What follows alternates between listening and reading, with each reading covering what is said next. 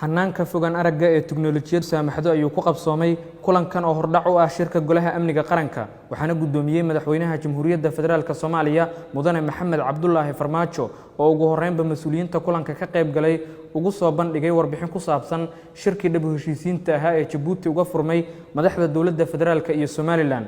kulanka oo ay ka qayb galeen mas'uuliyiin uu kamid yahay ra'iisul wasaaraha xukuumadda federaalka Soomaaliya Mudane Xasan Cali Khayre ra'iisul wasaare ku-xigeenka dalka Mudane Mahdi Maxamed Guuleed Qadar madaxweynayaasha dawlad goboleedyada Puntland Galmudug Hirshabeelle gudoomiyaha gobolka Banaadir madaxweynaha dawlad goboleedka Koonfur Galbeed iyo madaxweynaha dawlad goboleedka Jubbaland ayaa la isla qaatay in madaxtooyada qaranku si anba qaado abaabulka iyo qabsoomidda shirka amniga qaranka ee martiqaadkiisa ay dirtay 14 bishan June ugu horeynba madaxweynaha jamhuuriyaddu waxa uu ka soo qaybgalayaasha kulankan la wadaagay dhawaan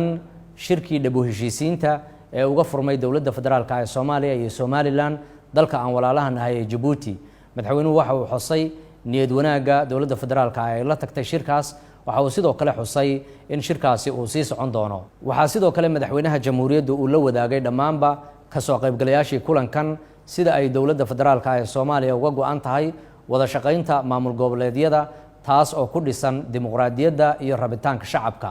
ugu dambeyntii kulankan waxaa lagu heshiiyay in dhawaan si dhaqso ah loo qaban doono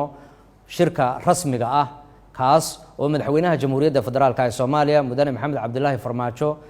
uu go'aamin doono goobta iyo goorta uu dhici doono shirkaasi